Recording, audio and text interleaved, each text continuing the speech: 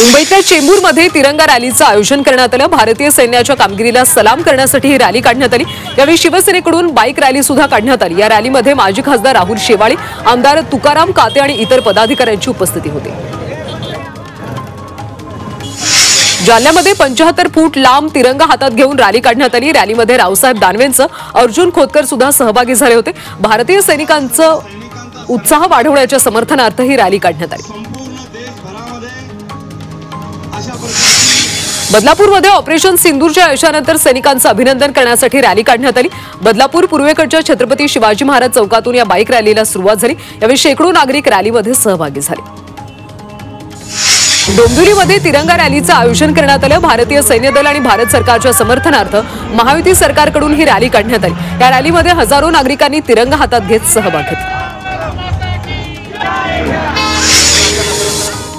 दिवटे मारहाण प्रकरणी धाराशिव जिल्ह्यातल्या कळंब तालुक्यातल्या मोहा गावात बंदची हाक देण्यात आली। मोहा गावात सकाळपासून कडकडीत बंद पाळण्यात आला। मारहाण करणाऱ्यांना कडक शिक्षा करा अशी मागणी गावकऱ्यांनी केली। पीएमपीएमएल बस तिकीट दरवाढी विरोधात आम आदमी पक्षानं पुण्यातल्या स्वारगेट चौकात आंदोलन केलं। स्वस्त आणि प्रभावी सार्वजनिक वाहतूक व्यवस्था हीच शहराच्या विकासाची गरज असल्याची भूमिका यावेळी आपनं मांडली। दरवाढीचा निर्णय मागे न घेतल्यास आंदोलनाचा इशारा देण्यात आला।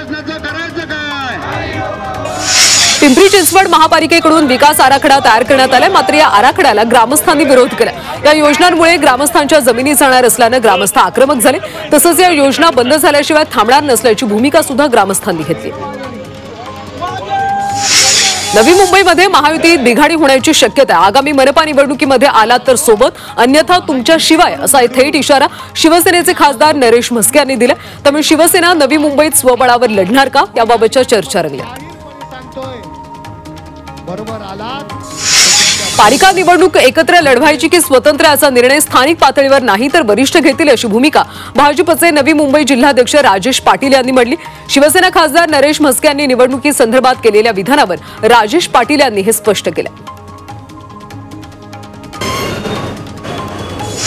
आगामी स्थानिक स्वराज्य संस्थांच्या निवडणुकीसाठी शिवसेना उद्धव बाळासाहेब ठाकरे पक्षाकडून नेते, उपनेते आणि राज्य संघटक यांच्यावर जबाबदारी देण्यात आली। स्थानिक पातळीवर वॉर्ड अथवा कोणते मतदारसंघ लढायला हवेत याची देखील माहिती मागवण्यात आली। उपमुख्यमंत्री अजित पवार यांनी इंदापूरमध्ये छत्रपती सहकारी साखर कारखान्याच्या निवडणुकीसाठी मतदान केलं। यावेळी मतदान केंद्रावर अजितदादा आणि हर्षवर्धन पाटलांची भेट झाली। या भेटीमध्ये दोन्ही नेत्यांमध्ये दिलखुलास चर्चा झाल्याचं पाहायला मिळालं। बारामतीमधल्या माळेगावमध्ये सहकारी साखर कारखान्याच्या निवडणुकीसाठी 22 मे रोजी मेळावा घेण्यात येणार आहे। या कारखान्याच्या निवडणुकीसाठी मतदानाचा हक्क बजावण्याचं आवाहन उपमुख्यमंत्री अजित पवार यांनी केलं।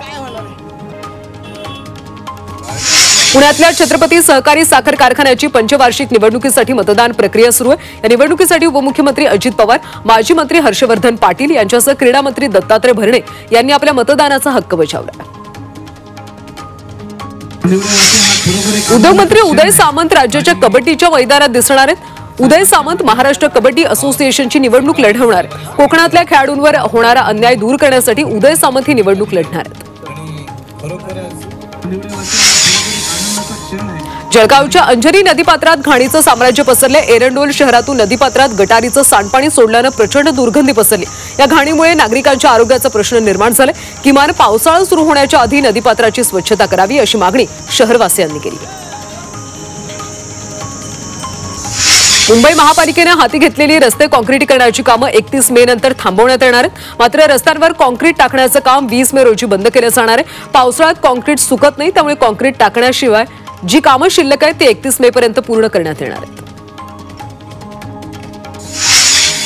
मुंबईच्या ताडदेव मासळी बाजार अस्वच्छ असून आरोग्याला धोका निर्माण झाला अशी तक्रार करत रहिवाशांनी उच्च न्यायालयात याचिका दाखल केली। न्यायालयानं मुंबई महापालिकेला या याचिकेवर प्रतिज्ञापत्र सादर करण्याचे निर्देश दिले।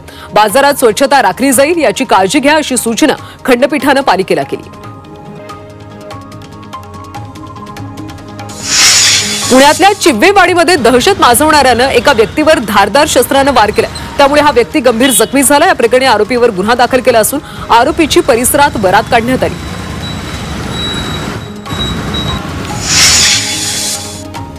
नवी मुंबईतल्या एका गृहिणीची फेसबुकवर मैत्री करत आर्थिक फसवणूक केली। अज्ञात व्यक्तीने महिलेला क्रिप्टोकरन्सीत गुंतवणूक करत जास्त परताव्याच्या आमिषानं 78 लाखांची फसवणूक केली। दरम्यान या प्रकरणी महिलेनं पोलिसात तक्रार दाखल केली। नागपूर मध्यवर्ती कारागृहातून कैदी फरार झालाय। शासकीय मेडिकल रुग्णालयातून उपचारादरम्यान कैदी पसार झाला। ही घटना सीसीटीव्ही चित्रित झाली। त्याला चोरीच्या गुन्ह्यामध्ये अटक करण्यात आली होती। नवी मुंबईतल्या पनवेलमध्ये एका तरुणाची 19 लाख रुपयांची फसवणूक केली। रेल्वेमध्ये नोकरी लावून देण्याचं आश्वासन दाखवून या तरुणाची फसवणूक करण्यात आली। या प्रकरणी आरोपीला अटक केली। तसंच नागरिकांना अशा भामट्यांपासून सावध राहण्याचं आवाहन पोलिसांनी केलं। संभाजीनगरमधल्या पैठणच्या पाचोड परिसरात अवकाळी पावसानं हजेरी लावली। आज पाचोडचा आठवडी बाजार असल्यानं पावसामुळे बाजारातला भाजीपाला कपडा विक्रेत्यांची तारांबळ उडाली। तसंच पावसामुळे बाजारातल्या व्यावसायिकांचं मोठं नुकसान झालं।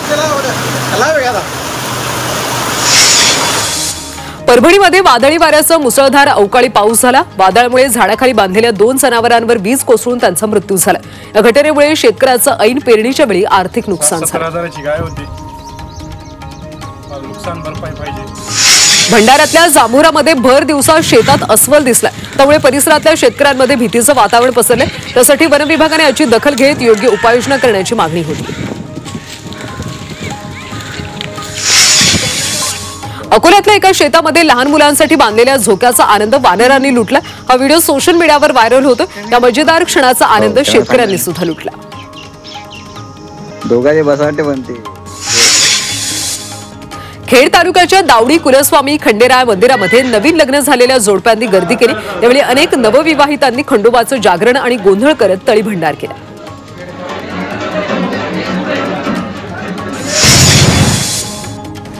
ठाण्यामध्ये मेट्रोचं छत उभारण्यासाठी वाहतुकीत बदल करण्यात आला।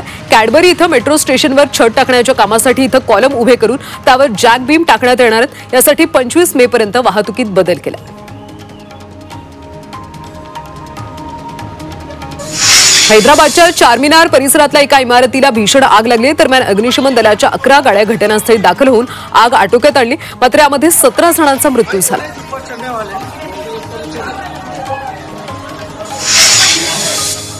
भाजपच्या 81 जिल्हाध्यक्षांची बनावट यादी सोशल मीडियावर व्हायरल झाली। दरम्यान या बनावट यादीवर विश्वास ठेवू नये असं आवाहन भाजपचे सरचिटणीस विक्रांत पाटील यांनी केले। आतापर्यंत 58 जिल्हाध्यक्षांची नियुक्ती अधिकृतरित्या जाहीर झाल्याची माहिती पाटील यांनी दिली। अकोल्यामध्ये राज्य शासनाची खरीप आढावा बैठक पार पडली। या बैठकीमध्ये खरीप हंगामात शेतकऱ्यांना बियाणं, खतं या कृषी निविष्ठांचा सुरळीत पुरवठा करावा असे निर्देश पालकमंत्री आकाश फुंडकरांनी दिले। तसंच कृषी निविष्ठांची साठेबाजी निदर्शनास आल्यास कडक कारवाईचा इशारा दिला। वाशिममधल्या सोनल प्रकल्पाचं पाणी पिकांसाठी सोडण्यात आले। त्यामुळे शेतकऱ्यांना दिलासा मिळाला। या प्रकल्पाचं पाणी पिकांसाठी सोडण्यासाठी शेतकऱ्यांनी जलसमाधी आंदोलन केलं होतं। युरोप, ऑस्ट्रेलियासह अमेरिकेला केसर आंब्यांची सर्वाधिक भुरळ पडते। आखाती देश हापूस आंब्यांना पहिली पसंती देतात। गेल्या वर्षी जगभर 32 टन आंबा निर्यात होऊन 495 कोटींची उलाढाल झाली होती।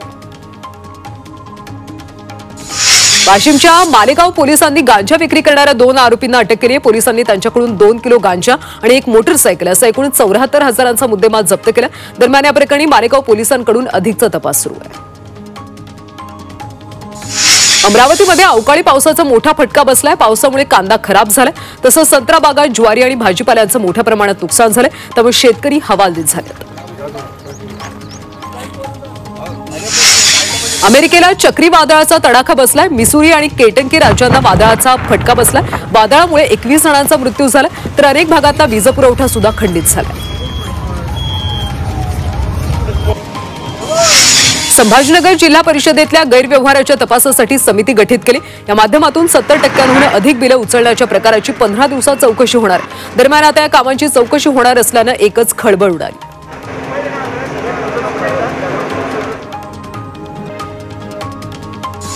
नाशिकमध्ये तरुणीला प्रेमाच्या जाळ्यात ओढून फसवणूक करणाऱ्या पोलीस अंमलदाराला निलंबित करण्यात आले। या प्रकरणी इंदिरानगर पोलीस ठाण्यात गुन्हा दाखल करण्यात आला। यावेळी पोलीस आयुक्तांनी कारवाई करण्याचे आदेश दिले होते।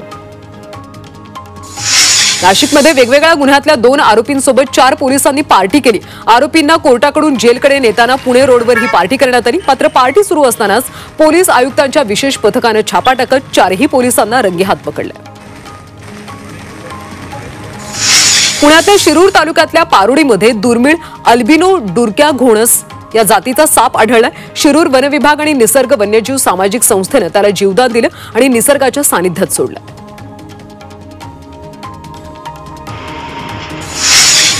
पिंपरी चिंचवडमध्ये राज्य उत्पादन शुल्क विभागानं गोवा बनावटीची दारू जप्त केली। या कारवाईमध्ये राज्य उत्पादन शुल्क विभागाकडून 24,88,000ची दारू जप्त करण्यात आली। तसंच वाहतुकीसाठी वापरण्यात आलेलं वाहन सुद्धा जप्त केलं। संभाजीनगरमध्ये एका तरुणीवर 2 वर्ष अत्याचार करण्यात आला। लग्नाचा आमिष दाखवून या तरुणीवर अत्याचार केला, तसंच लग्नाला नकार देत धमकावल्याची तक्रार तरुणीने केली। या प्रकरणी गुन्हा दाखल करण्यात आला। मुंबई विमानतळावरून 4 किलो सोनं जप्त करण्यात आले। अदिस अबाबामधून आलेल्या प्रवाशांना चपलेमध्ये हे सोनं लपवलं होतं। या सोन्याची किंमत 3,86,00,000 आहे। संभाजीनगरमधल्या जय भवानी नगरमध्ये एका चोरट्यानं 7 तोळ 2 ग्रॅम सोन्याच्या दागिन्यांचं पाकिट लंपास केलं। चांदीचं नाणं खरेदी करण्याच्या बहाण्याने या चोरट्यानं सोन्याच्या दागिन्यांचं पाकिट लंपास केलं। या प्रकरणी पोलीस ठाण्यात गुन्हा दाखल झाला। एसटी महामंडळानं आरटीओनं दणका दिलाय। ओव्हर स्पीडिंगसाठी एसटीला 6 कोटींचा दंड ठोठावला। यामध्ये ठाणे विभागानं सर्वाधिक 80 लाखांचा दंड भरला। ड्रायव्हरच्या पगारातून दंडाच्या रकमेची वसुली करण्यात आली। 103 रेल्वे स्थानकांचं 22 मे रोजी लोकार्पण होणार आहे। अमृत भारत स्टेशन योजनेतल्या स्टेशनचं लोकार्पण होणार आहे। पंतप्रधान मोदींच्या हस्ते ऑनलाईन पद्धतीनं उद्घाटन होईल। यामध्ये चांदा फोर्ट आमगाव रेल्वे स्थानकांचा समावेश आहे।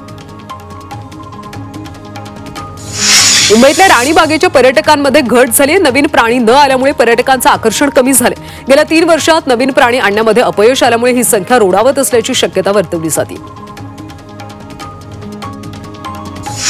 मुंबईला पाणी पुरवठा करणाऱ्या धरणांमध्ये फक्त 18% पाणीसाठा शिल्लक आहे। त्यामुळे मुंबईकरांच्या चिंतेत भर पडली। आता मुंबईकरांना पुढचे 60 दिवस पाणी पुरवठा करता येईल इतकाच पाणीसाठा शिल्लक आहे। दरम्यान मुंबई महानगरपालिका परिस्थितीवर बारकाईने लक्ष ठेवून आहे। मोतीबिंदू शस्त्रक्रियेमध्ये पुणे जिल्हा रुग्णालय अव्वल स्थानी। पुणे औंध जिल्हा रुग्णालयानं 1,34,000 मोतीबिंदू शस्त्रक्रिया करून राज्यात अव्वल स्थान पटकावलं। पुणे विमानतळावरून पहिल्यांदाच आंतरराष्ट्रीय मालाची आयात झाली। दक्षिण कोरियातून आलेले 66 किलो वजनाचे इलेक्ट्रिक साहित्य कार्गो टर्मिनल मार्फत ट्रान्झिट पद्धतीने विमानतळावर दाखल झाले। दिल्ली मार्गे हा माल पुण्यातल्या वाहन क्षेत्रातल्या एका कंपनीसाठी आणण्यात आला। देशांतर्गत कार्गो वाहतुकीला सुद्धा चांगला प्रतिसाद मिळतो। पावसाळ्याच्या पार्श्वभूमीवर पुणे महापालिकेकडून शहरातल्या जुन्या वाड्यांचं आणि इमारतींचं सर्वेक्षण करण्यात आलं। त्यामध्ये 136 धोकादायक इमारतींची नोंद झाली। त्यातल्या 103 इमारती धोकादायक म्हणून घोषित केल्या। तर आतापर्यंत 5 वाडे उतरवण्यात आले असून 23 ठिकाणी तातडीची दुरुस्ती करण्याचे आदेश दिले। भारताच्या डिप्लोमॅटिक स्ट्राईकमुळे पाकिस्तानला धडकी भरली। भारत खासदारांचं शिष्टमंडळ विविध देशात पाठवणार आहे। आता बावचळलेला पाकिस्तान सुद्धा भारतासारखं शिष्टमंडळ पाठवणार आहे। बिलावल भुट्टोच्या नेतृत्वात पाकिस्तान शिष्टमंडळ पाठवणार आहे। हे शिष्टमंडळ जगभरात पाकिस्तानची बाजू मांडणार आहे।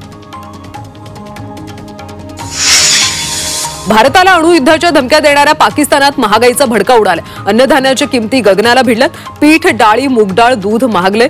चिकन 503 रुपये किलो झाले। अन्नधान्य महागल्यानं अनेक नागरिकांना 2 वेळचं जेवण मिळणं सुद्धा कठीण झालंय। पाकिस्तान पाठोपाठ भारतानं सुद्धा बांगलादेशला दणका दिलाय। बांगलादेशी तयार कपड्यांना भारतीय बंदरांची दारं बंद करण्याच्या सूचना महासंचालनालयाकडून जारी करण्यात आल्या। त्यामुळे बांगलादेशचा कापड उद्योग अडचणीत आला। मोहम्मद युनूस यांनी भारत विरोधी केलेलं वक्तव्य आता त्यांना चांगलंच भोवलंय।